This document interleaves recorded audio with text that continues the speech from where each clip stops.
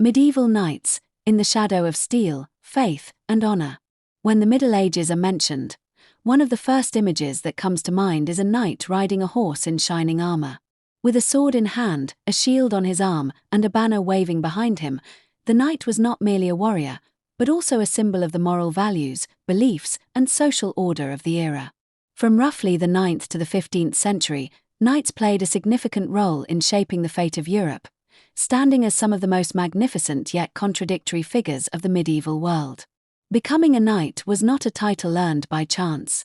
Boys, usually from noble families, were prepared for this path from an early age. At around 7 years old, a child would be sent to serve a nobleman or knight as a page.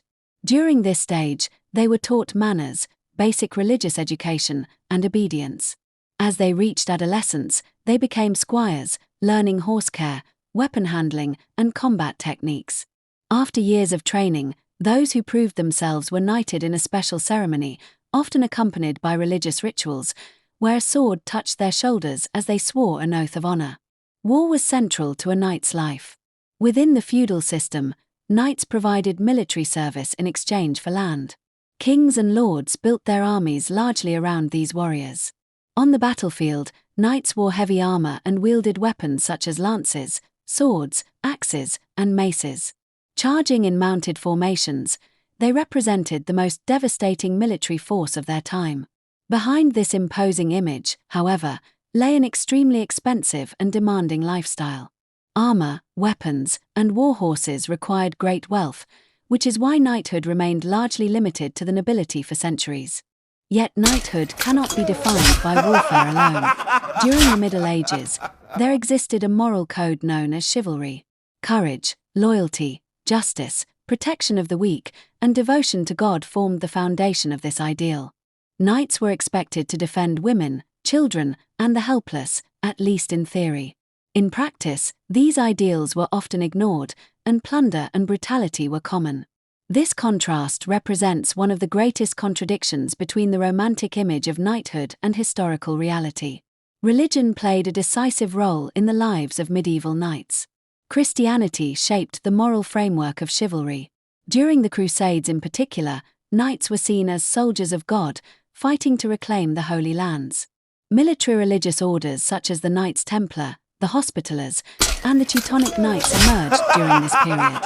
These orders combined the lives of monks and warriors, operating under strict discipline and absolute obedience. Over time, some gained immense wealth and political power, factors that ultimately led to their downfall. In medieval literature and art, knights were portrayed as idealized heroes.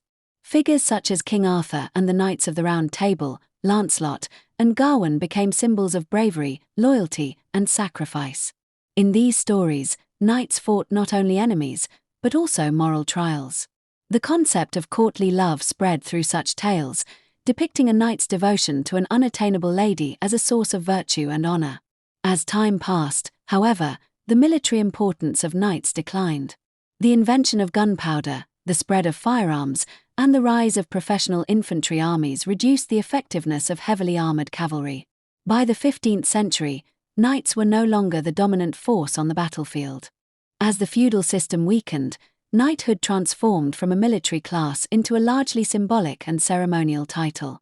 Kings began granting knighthood as a reward for loyalty and service rather than combat prowess. Today, medieval knights continue to live on in popular culture. Films, television series, novels, and games often portray them as flawless and honorable heroes. In reality, knights were products of a complex world where faith and violence, idealism and self-interest, honor and cruelty coexisted. This complexity is precisely what makes them so fascinating.